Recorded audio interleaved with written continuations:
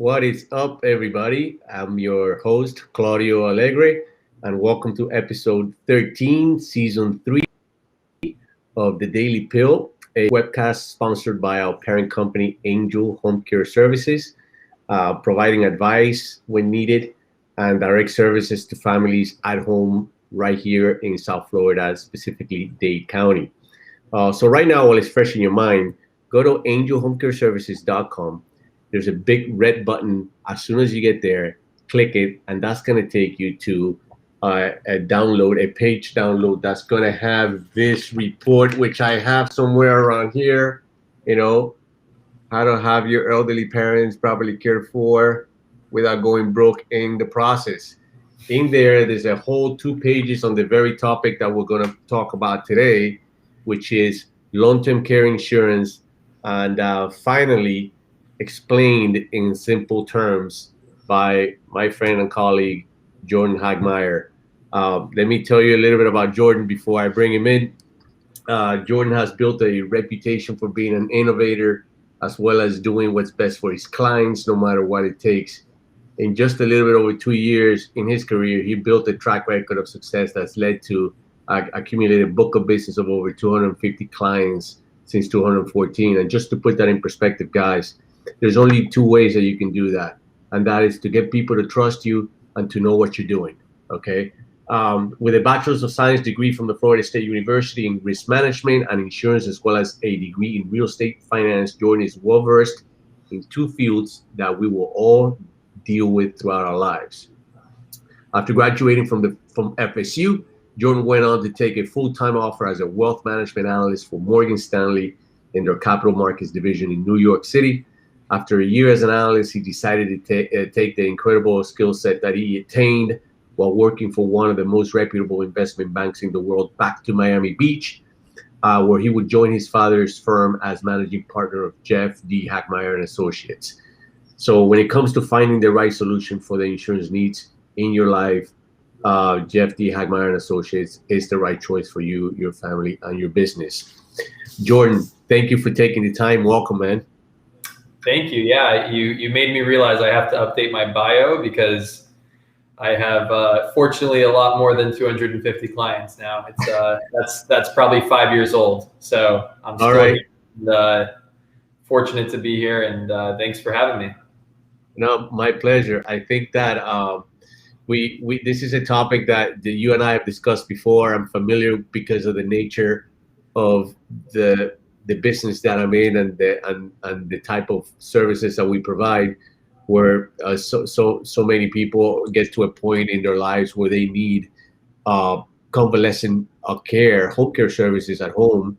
And unfortunately, as you well know, traditional insurance and the government is just not going to be enough, which leaves people that made a decision a while back because they were properly advised to buy or to kind of grab long-term care insurance to cover that gap. But the ones that didn't are the ones that are now in a bit of a pickle right now at this very moment. And so I think if you're in your late 40s or early 50s, if you're healthy and in your prime, I think you can't afford to ignore how to keep your money safe and far away from the clinch of a chronic health condition. But you got to know what tools to use, and definitely you got to know who to talk to. I know that we talk about, let's kind of like segue right into kind of like a broad question, which is in your opinion, you're being out there, you're talking to a lot of people, right? How is the preparedness level when it comes to retirement and when it comes to hedging against these types of chronic health conditions in the context of the tools that are out there to hedge that? In your opinion, what's going on? What are you seeing out there? I mean, there's really 3 types of people. There's ones that have experienced it with their own parents and they know that they need it. There's also people who just realize last minute, maybe they decide, hey, maybe I should look into that. They've done well financially and it's probably something I should do to prepare. And then there's people who don't think about it until it's too late and they can't even medically qualify, or they may not be able to be in a financial position to pay for it at the time that they finally decide to pull the trigger. So, it's basically all ends of the spectrum. Okay.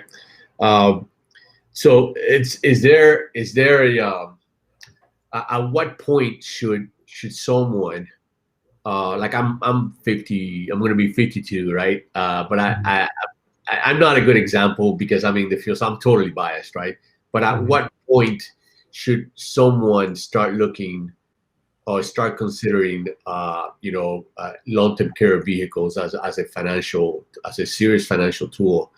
Would you say, mid-40s, midlife, I mean, I think mid-40s is like the earliest I would suggest. Okay. The only reason I would say to look into it in your early 40s, or even your late 30s, if you really wanted to be, that that quick to jump on it, is if you have a family history of some sort of illness. Sure. Maybe with the genetic testing going on these days, maybe that you're predisposed to have something.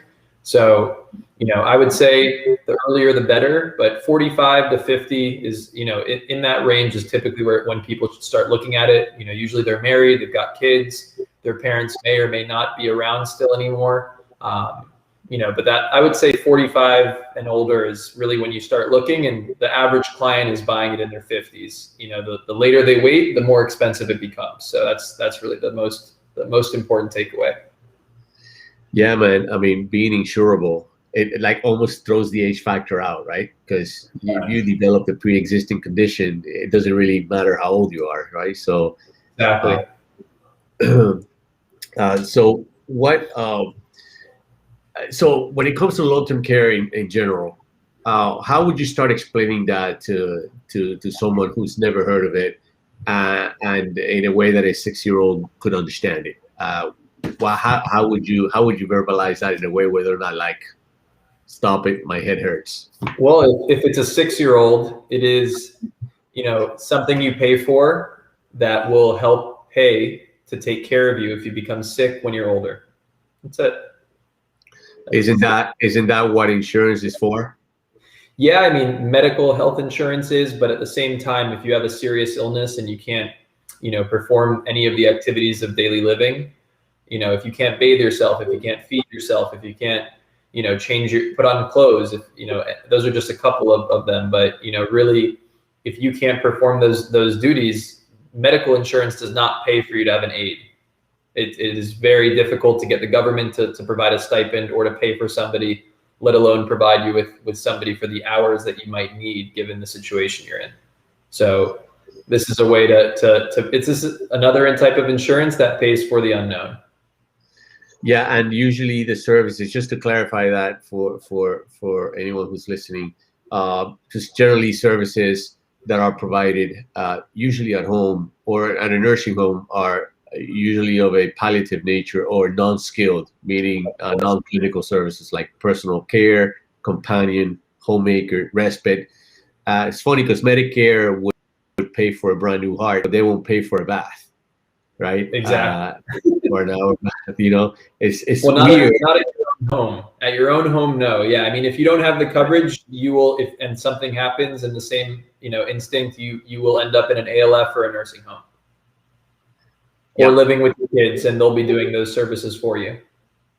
Yep.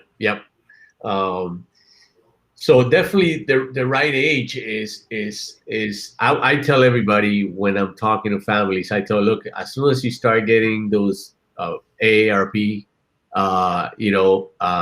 pitches, it's time to start considering that. And if you browse through AARP magazine, you see even some ads all having to do with annuities, which we're going to talk about a little bit, a little later, and how the combination of annuities and long-term care, it's a very, very powerful weapon when you deploy it right.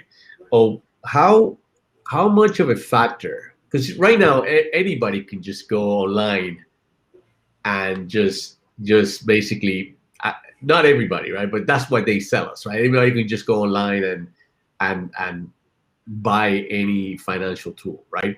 Of course.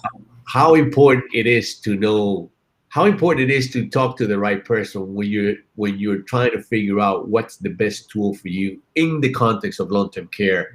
And if you can put a couple of scenarios there so we can see the contrast, that'll be a big help. Yeah, for sure. I mean, I think there's a lot of things that you can Google and just buy online and be totally happy with. If you need paper towels, you can just order it on Amazon. But when it comes to buying an insurance product, I think you need to speak with a professional that evaluates your needs and what you're looking for and what you're looking to accomplish. And ultimately, you want to work with somebody, whether it's ever myself or anybody in the future, you want to work with somebody who represents every company for the type of product you're buying. So whether it's life insurance, long-term care, annuities, you want to work with somebody who does not directly represent a specific company, but rather is a middleman between all the companies out there. It's important to have the experience and have somebody who deals with it day to day explain it to you, because if you buy the wrong product and you set it and forget it and it's on Check-O-Matic monthly paying for it, but then the time comes that you actually need to use it and it's not what you had expected, it's too late. So, that's really a big point that I would say. Okay. And Jordan, can you go a little bit into the history of long-term care, what it used to be, right? Like we were talking earlier, you and I were prepping for this, we're talking about, how the old timers, right? Like my parents and probably your parents, they bought the early versions of the long-term care insurance policies out there. But now I would say the last 10 years or maybe even less, that entire industry has revolutionized or the reproductized in a way, right? Yeah. How big of a deal is that, and why did it happen? Yeah. So to give you the basics, it's really a matter of, when you look at long-term care in the past, it was created in the 80s, or probably back in the 1900s, it was created. I don't know the exact day, but when it was originally created, it was not priced correctly. So you had people paying $100 a month, $1,200 a year for 30 years, and they were buying a benefit that would increase with the cost of living. So it would increase by 3% a year. The price would stay the same, and you'd go out on claim and you'd have a lifetime benefit. So let's just say that you had $500 a day by the time that you actually went out on claim.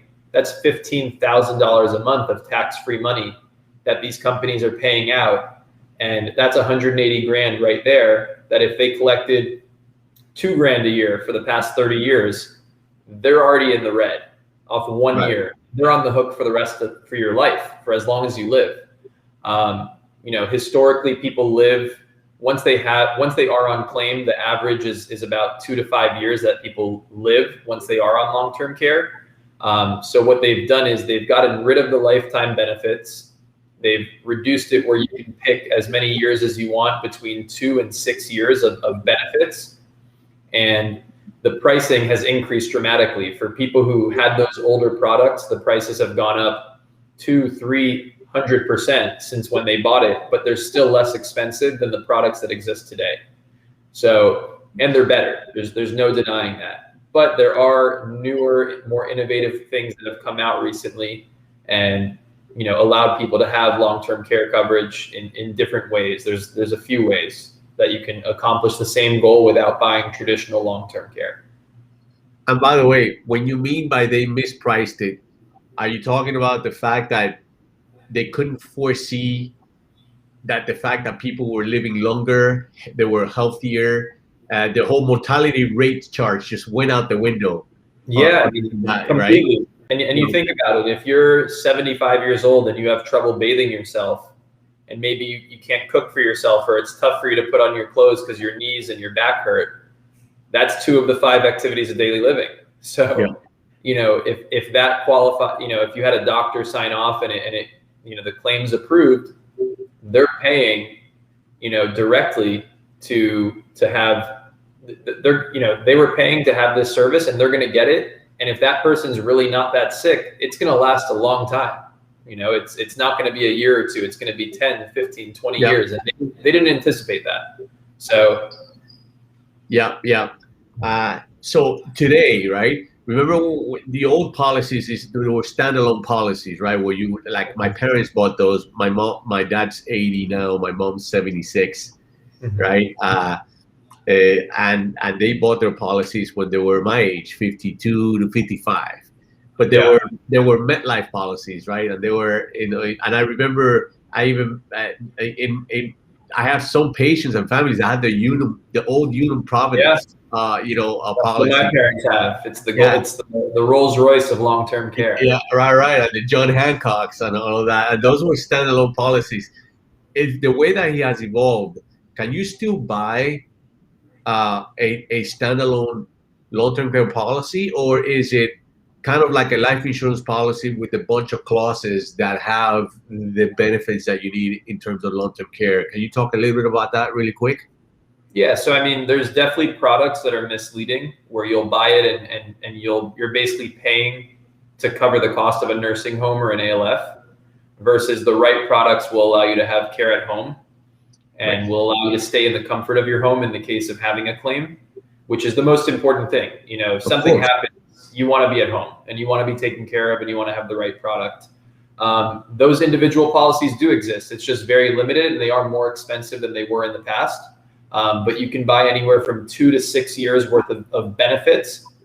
And depending on, just to give you a simple idea, if you're buying $10,000 a month of benefits, 120 grand a year for 2 years, that's $250,000 that you have that, when you buy the right product, if you don't have that substantial of medical needs, it can last you 5, 6 years.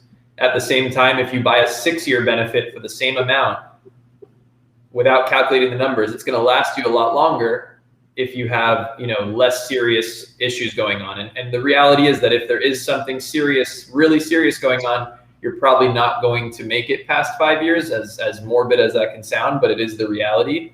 But people who have minor to I guess, minor things going on and they qualify for a benefit, it can be spread out and last a lot longer. And you can have somebody come help you to bathe once a day, and that's an hour of skilled care. You can have somebody come for another hour to make you breakfast or make you lunch. But you don't need to have somebody there for 24 hours a day. And just to put it in perspective in terms of what you just said, the only way that the average person can qualify right now is through Medicaid.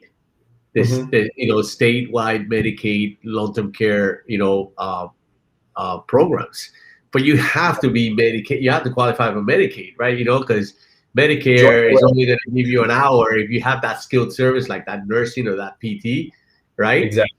And that's if the agency volunteers that, because they don't get reimbursed by that directly, right? So the importance of what we're talking about is it's almost nowhere else, no other way to get it, no other way to get a bath, right? Yeah. To get some basic 80 activities of daily living help, unless you have one of these products or these solutions, right?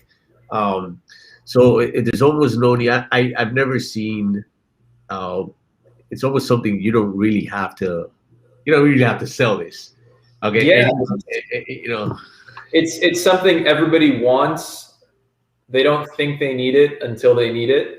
And ultimately it comes down to financially being able to afford it. But it's the last thought that you're ever really going to have when it comes to making a financial decision. It's the last thing on the list because you want to put it off as long as possible. Nobody wants to think about needing somebody to come help them. Nobody wants to think about not being able to stay in their home because they can't take care of themselves. And that's really what this insurance policy does. Long-term care allows you to stay in the comfort of your home when you are in retirement and things have started to go south, which is essentially inevitable for all of us. We are human. Yeah. And if you're a Gen Xer and you're sort of like at 55, the proverbial sandwich generation where you have a parent that is going to start costing more than possibly what, you don't want to spend down your retirements either. We're going to talk about that really quick right now, but your kids are also going to college, right? So you're getting sandwiched. Yeah. in terms of expenses. And so this planning for someone in my age group, definitely not your age group, or in my age group, it's a must. We're going to talk quickly about annuities, and I think you laid out a beautiful strategy in terms of annuities and combination with long-term care and why that works. Explain really quick what an annuity is in case somebody doesn't know it, and why it's so important to have that annuity, almost have it set up in a way that it pays for your long-term care. Yeah, for sure. So to make it simple, an annuity is an insurance product that you put X amount of money in, and at the time that you retire and decide to turn it on, it's an income stream. So it's the same thing how you're paying money every year to go towards Social Security, and when it comes time to retire, you plan on, collecting an income from the government, getting some of that money back. So this is just a way for you to invest in the market, and depending on the type of product, you can essentially remove all the downside of the stock market. So a lot of people have 401ks, maybe they have a couple $1 million saved away after their whole career, and they say, you know what, I've got 3 million, let me take a third of it, or $500,000 of it, and put it into a product that I know is not going to be affected by the stock market. Because if you have $1 million at retirement and you plan on using that and taking 5% a year to retire, if you have one bad year, which we've all seen in our lifetimes, a couple, your money is going to run out.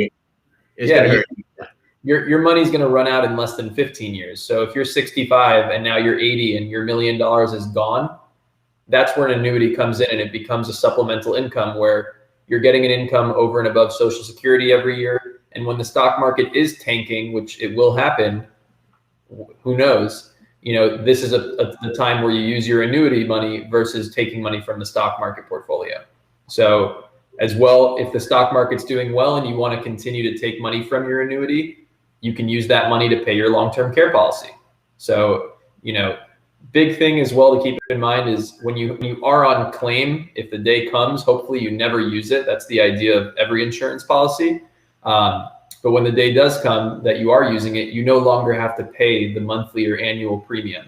So the cost goes away, and now that annuity is just supplemental income over and above your Social Security, your 401k, and your long-term care benefit.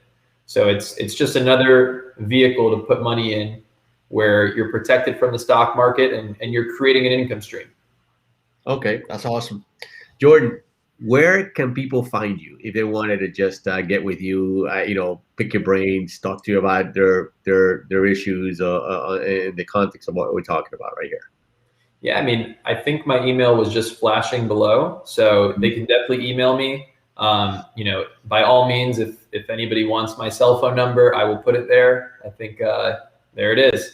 There it is. Feel free to call, feel free to text, feel free to email me. We can always set up a time to hop on a call. I'd love to, have the opportunity to help you out, even if there's no cost to talking to me at all. So, feel free to pick my brain, and by all means, if we get along and there's something that you do want or need for yourself or for your family or anybody that you know, always happy to help. And thank you for having me on. Yeah, I told you we'll go quick. I had a bunch of questions and I know I couldn't get to them, but I know that we'll probably, I'm going to turn this into a blog post and then expand via text. And then I know that I could always grab you and maybe we can do a part 2 and get a little bit more granular on this. But I really appreciate, I know your time is very important. I know that you're a super busy guy. And I really appreciate you taking the time to share your knowledge with us in this very, very important topic, man. Thank you so much for coming. No, of course. Thank you for having me. And for whoever happens to call, look forward to speaking with you. All right, man. Thanks. All right. Well, there you have it, guys. Thank you for watching. If you have any comments, any questions, you can reach out to me. You can reach out to Jordan. And, the key message here is plan early.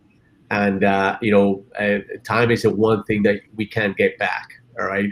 So, when you plan, there's 2 basic things that you need to do. Talk to the right people and pick the right tool in that sequence, right? Don't go picking tools based on what you hear, right? Talk to the right people first. or talk to a couple of right people, all right, and make, it's like getting second and third opinions from people that have a track record. And then usually the advice should be pretty much a baseline, and then you choose whoever you want to have a beer with. That's my that's my philosophy pretty much. So thank you. I'll see you next Wednesday, and be safe.